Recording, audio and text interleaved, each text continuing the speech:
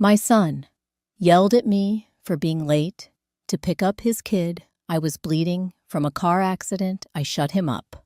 It wasn't the bleeding knee or the frozen air that hurt most. It was my son's voice when I walked in the door. That morning had started just like any other. I brewed my usual cup of chamomile tea and wrapped Ethan's scarf in the way he hated, but always kept him warm. I even tucked a chocolate chip cookie in my coat pocket for him, just in case he had a hard day. I remember tipping $2 at my usual cafe stop, the one where the radio always played too low to hear clearly. But that day, I caught the forecast. Light snow. Tonight in Kane County, temps dropping to 15 degrees. I should have taken it more seriously. Should have stayed home, but I didn't by 2:30. The sidewalks around Maple Falls Elementary were slick with black ice. I rushed anyway, worn boots, bad knee and all. The moment I hit the patch near the flagpole, I went down. A quick sting, then a deep burn in my leg. I gritted my teeth and pulled myself up before anyone could notice. My pants were torn at the knee, blood seeping through, but Ethan was waiting. He always expected me. He barely looked up when I called his name, just tossed his backpack at me and walked ahead like a little boss. I limped behind, the cold slicing through my coat, my scarf too loose. He didn't ask why I was walking slower than usual. At home, I barely had time to shut the door behind me before Matthew's voice cut through the living room like a whip. "You're 10 minutes late." He was standing outside like an orphan. I blinked. That's not okay, Mom," he snapped, tugging his AirPods out like I'd interrupted something sacred. "You have one job." Ethan dropped his shoes at the door and stomped off, yelling something about a dead iPad. Melissa emerged from the hallway, expression tight, not even glancing at my face. "Is dinner going to be ready soon?" I told Ethan. We'd eat early tonight. My leg pulsed beneath the wet fabric. I opened my mouth, then closed it. There was no point. I walked past them, silent, dripping melted snow, onto the hardwood floor. In the bathroom, I peeled off my pants and washed the wound. The gash was angry and red. The blood had dried in strange patterns, like branches. I dabbed on ointment and wrapped a clean bandage around it. The skin around it throbbed with each heartbeat. Upstairs, laughter echoed from Ethan's room. YouTube videos blaring. Downstairs, the hum of the TV filled the space with noise I couldn't decipher. I stood in the hallway a moment longer, listening, then changed into dry clothes and shuffled to the kitchen. No one had bothered to set the table. I boiled a small pot of soup, just enough for one. No one asked what I was cooking. No one asked why I didn't cook for all. I ladled my dinner into a chipped blue bowl and sat at the far end of the table alone, spoon in one hand, cloth napkin in the other. Melissa sat on the couch, scrolling. Matthew tapped something on his laptop. AirPods back in. I wasn't sure if he was working or just pretending not to see me. The only warmth in the house came from the soup, that in the space heater, humming quietly by the sink. Then I heard it, soft but clear enough. "She's becoming more of a burden every day," Matthew muttered. I didn't know if he meant for Melissa to hear it or not. Maybe he didn't even realize he said it aloud. She didn't respond, just nodded, vaguely, eyes still on her screen. I lowered my spoon, slowly, hands trembling. That word, burden, landed heavier than the fall I'd taken earlier.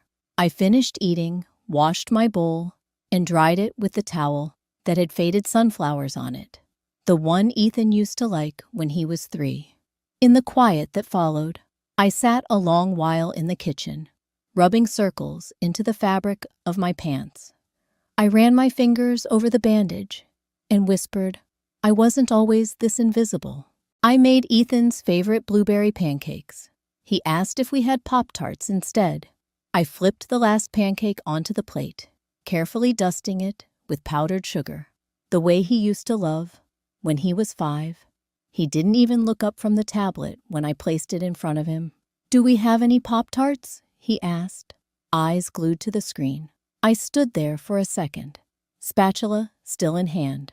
You used to like my pancakes, he shrugged. Pop-Tarts are faster. Melissa breezed into the kitchen a few minutes later, hair curled, makeup fresh. She glanced at the plate and raised an eyebrow, still doing the whole made-from-scratch thing.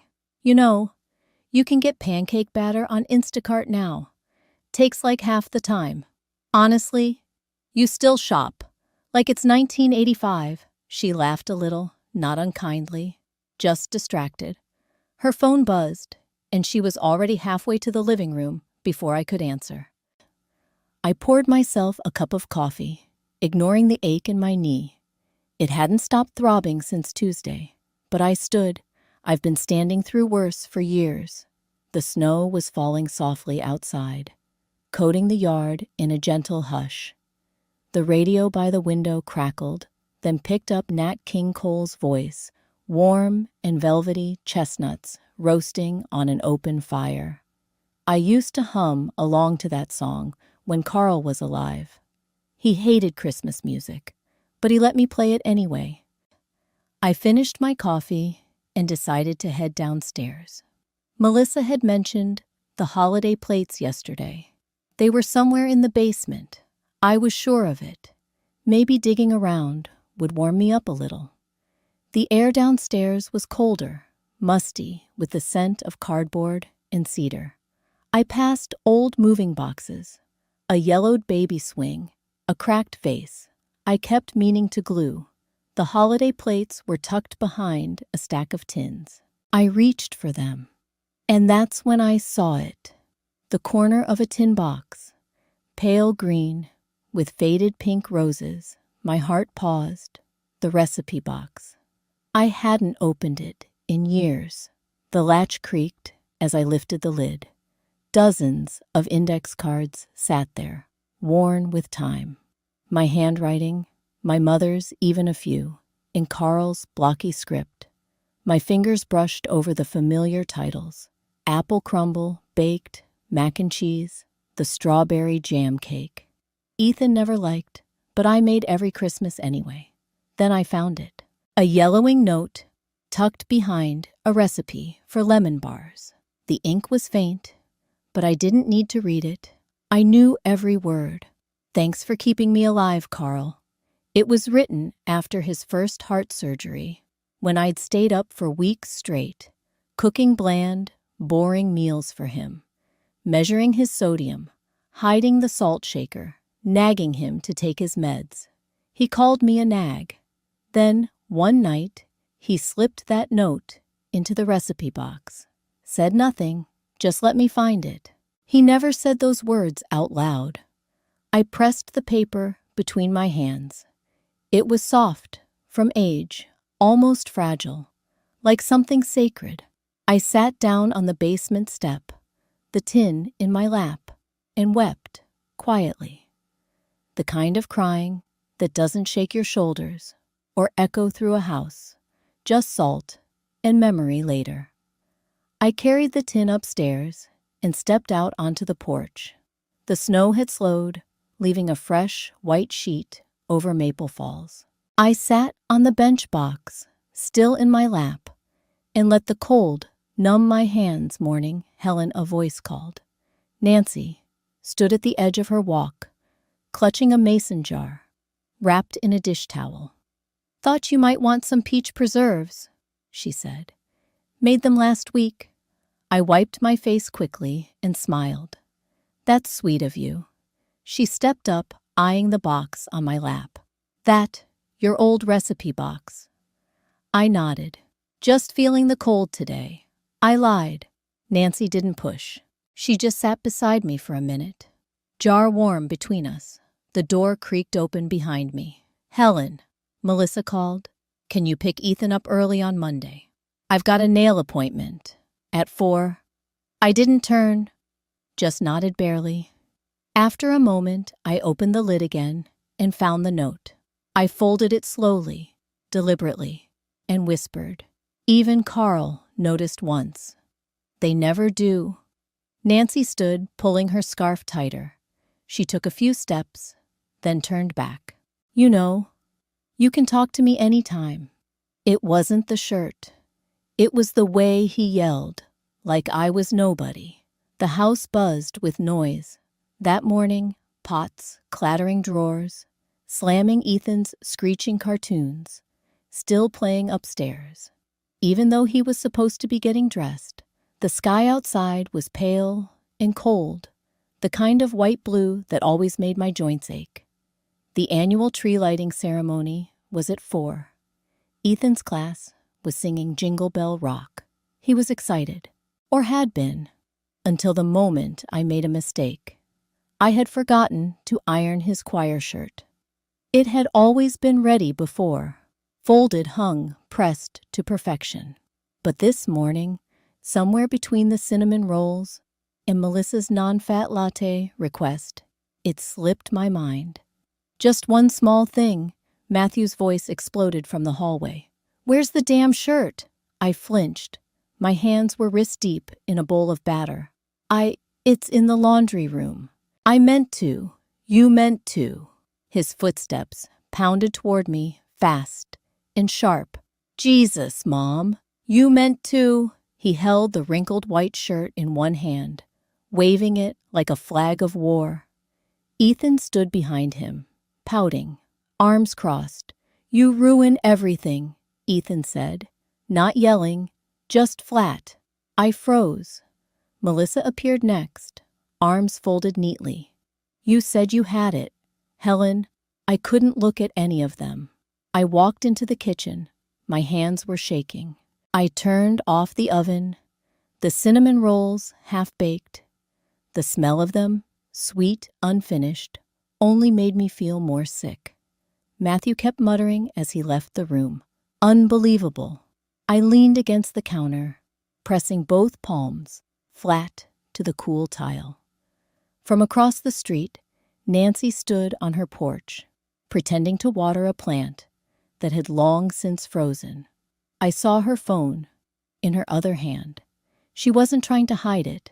I didn't know whether to feel embarrassed or grateful. I stayed in the kitchen until the shouting faded into doors slamming and Melissa's heels clicking down the hall.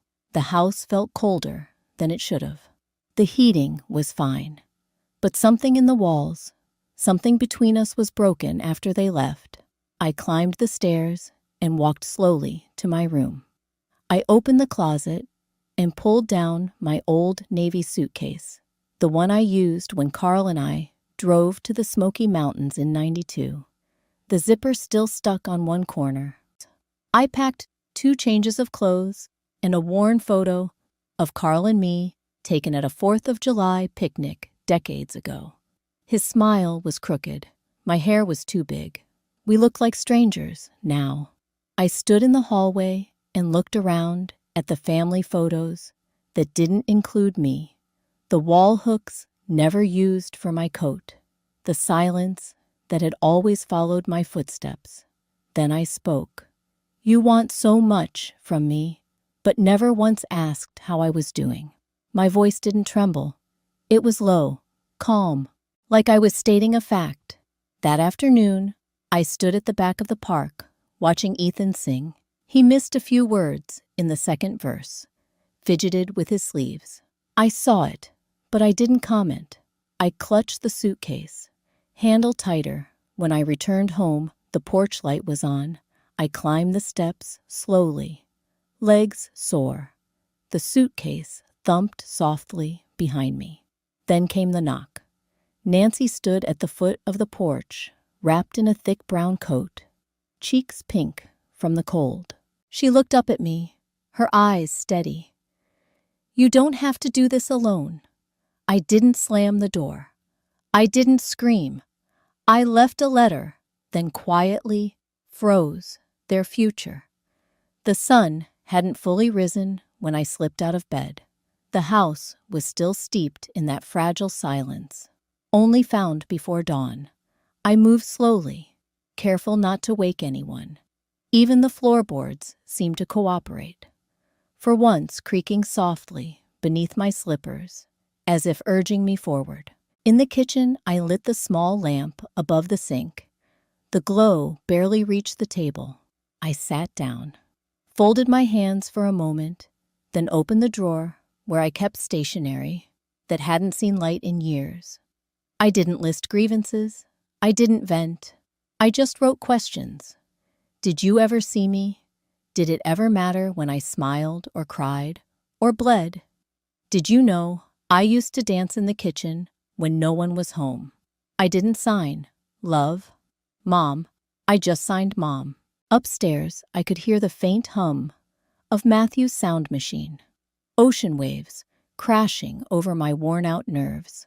Melissa's perfume bottle clinked against the vanity. Their world, still moving, without pause, unaware. By 7:15, I had showered, dressed, and pulled on my old wool coat. Outside, frost webbed the windshield of Nancy's Subaru, already warming in the driveway. She'd said she'd be here before sunrise. She was. Before I left, I took a final look around the kitchen. The fridge still dotted with Ethan's spelling tests. The coffee pot already prepared the night before. My doing as always, I folded the letter in thirds, placed it in the center of the table, and weighed it down with a coaster that read, "Home is where your story begins." Then I picked up my recipe box and slipped it into my bag. It felt heavier than usual. Nancy handed me a travel mug as I climbed into the passenger seat. "Cinnamon tea," she said. "Thought you might want something warm." I managed a quiet thank you. The mug warmed my palms, but not yet my chest, at the bank. Mr. Howard greeted me with a kindness I hadn't felt in a long time. "Mrs. Langley," he said, peering at me over his readers.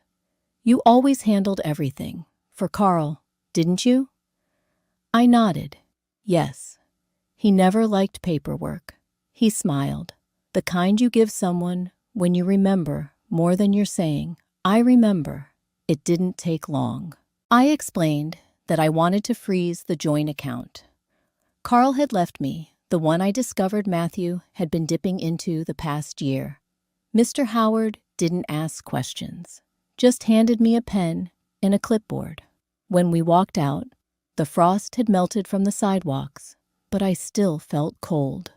We drove in silence. At a red light, Nancy asked, "You okay?" I nodded. It was all I could give. In my lap, I clutched the recipe box, like it was a life preserver, I whispered. "I hope they read it. But it's not for them, it's for me."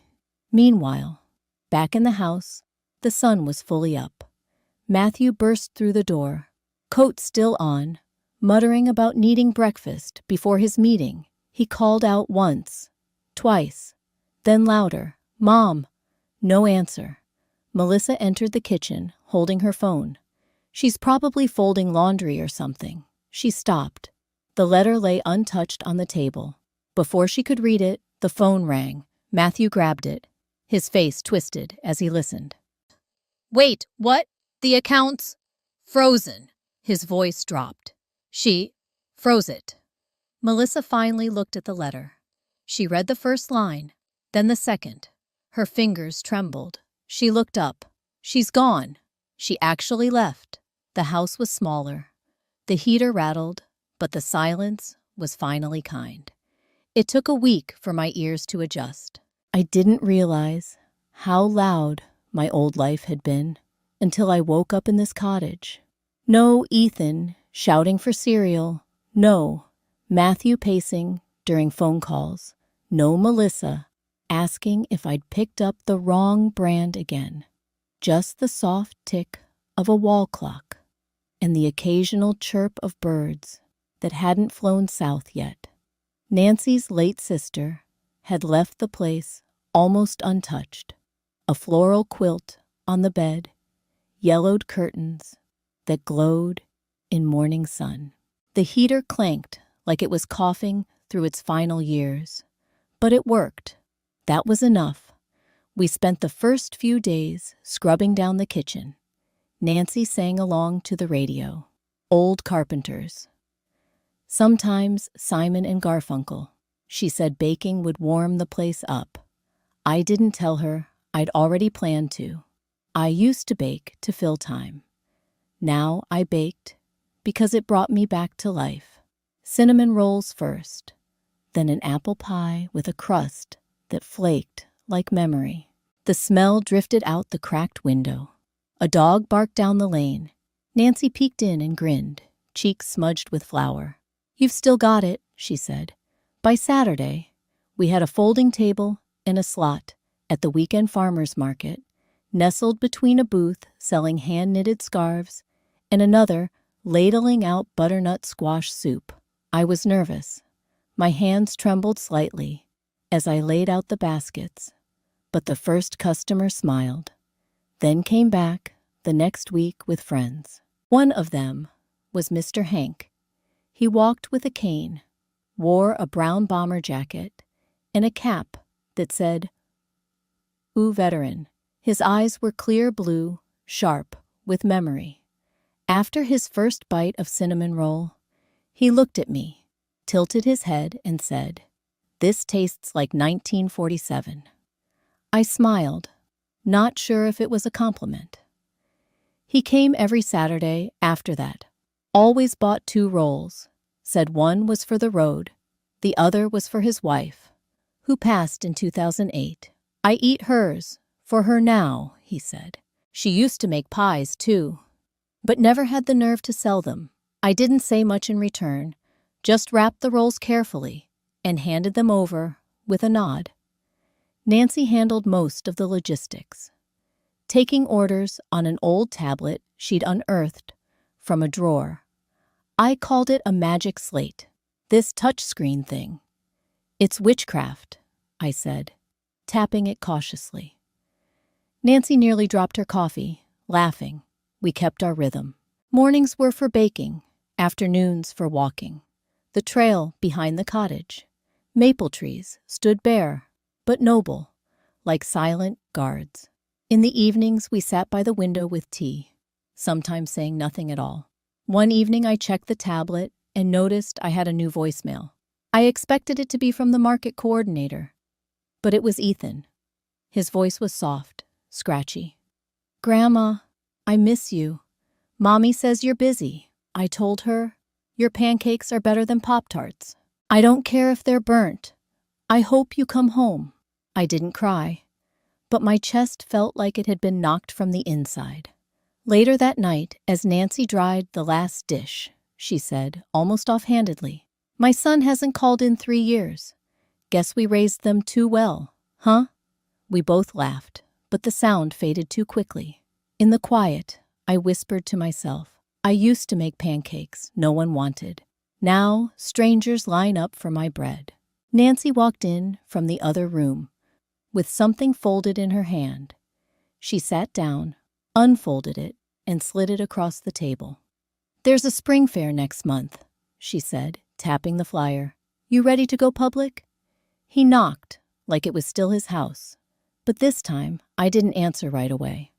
I stood at the kitchen counter, tying the last ribbon around a breadbasket. Outside the cottage window, spring flags fluttered above booths, and the faint sound of church bells drifted through the morning air. The heater had stopped rattling days ago. Or maybe I'd stopped noticing 3 months ago. I left with 2 changes of clothes. Today, I wore my favorite blouse, the floral one with sleeves that fluttered just a bit in the breeze.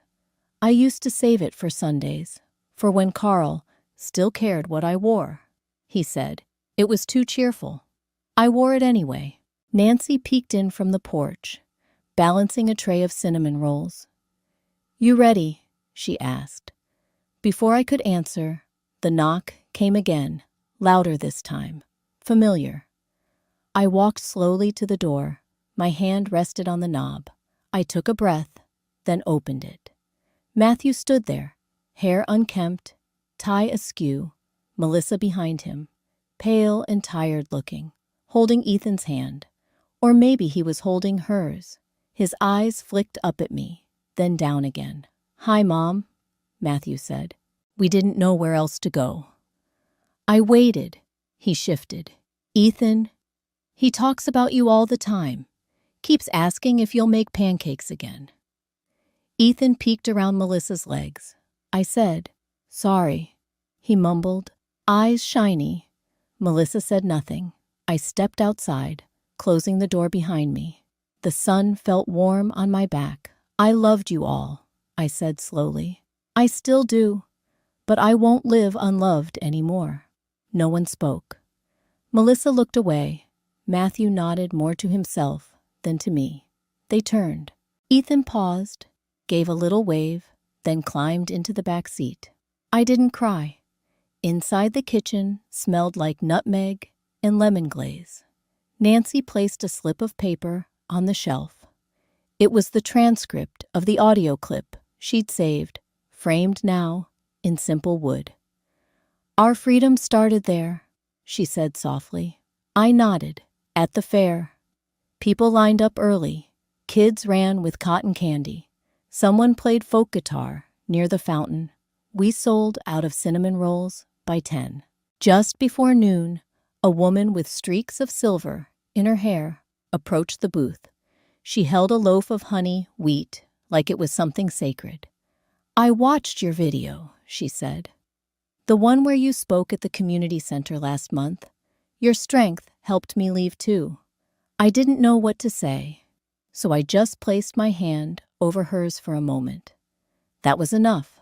Later, as I packed up the baskets, I caught sight of Matthew's car pulling away in the distance. Ethan was in the back seat, his small face pressed to the window. He waved. I waved back.